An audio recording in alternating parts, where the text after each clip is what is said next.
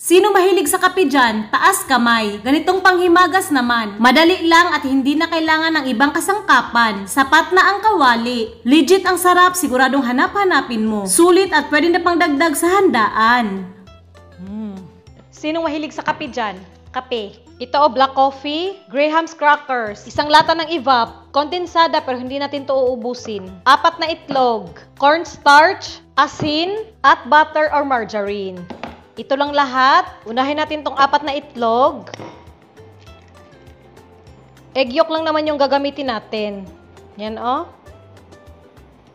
At maglalagay tayo ng konting asin. Haluin muna ng mabuti. Yan oh, nahalong-halo na. Itong egg whites, hindi to kasama sa ingredients ha, pero uulamin ko to. Ilagay na natin ang isang lata ng evap. Kalahating lata ng kondensada para hindi masyadong matamis.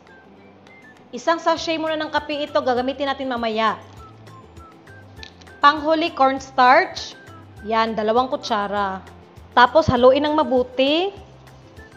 Ito na halong-halo na oh. Ready ko na ang kawali, yung coffee mixture. Lutuin na natin to sa katamtamang init ng apoy. Yan lang oh. At halo-haluin natin to para hindi magbuo-buo. Update lang oh, after ilang minuto, nagsisimula ng lumapot. Malapit na to oh, wag lang tigilan ang pag-ukay para hindi masunog sa ilalim. Ito oh, konting-konti na lang. Ito oh, nalapot na. Dito na natin ilagay ang unsalted butter or pwede ka gumamit ng margarine. Haluin lang. Ito na, halong-halo na yung butter, patayin na yung apoy. Nakapatay na yung apoy ha, takpan lang para hindi mag-dry. Tabi, tubig, itimpla natin ang kape. Halo-earn lang.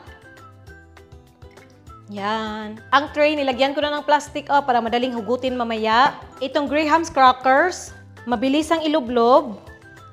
Tapos plastar. Char.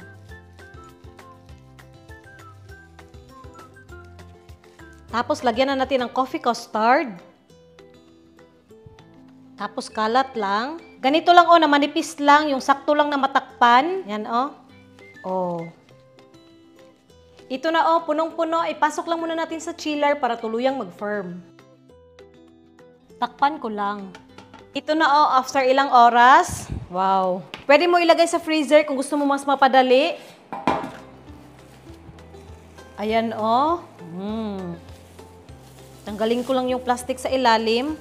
Yan, wow. Yan Kayo na bahala sa toppings niyo ha, pero ako lalagyan ko ng grated chocolates para matakpan lang yung mga imperfections. Char.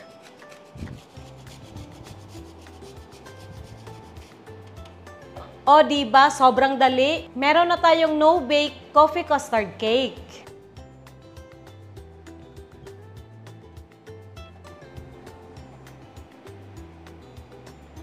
Nakakatakam tingnan, subukan na natin.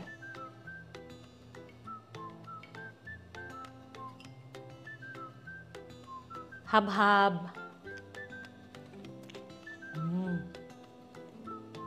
Sarap. Lasang-lasa yung kape. Hindi matamis, creamy.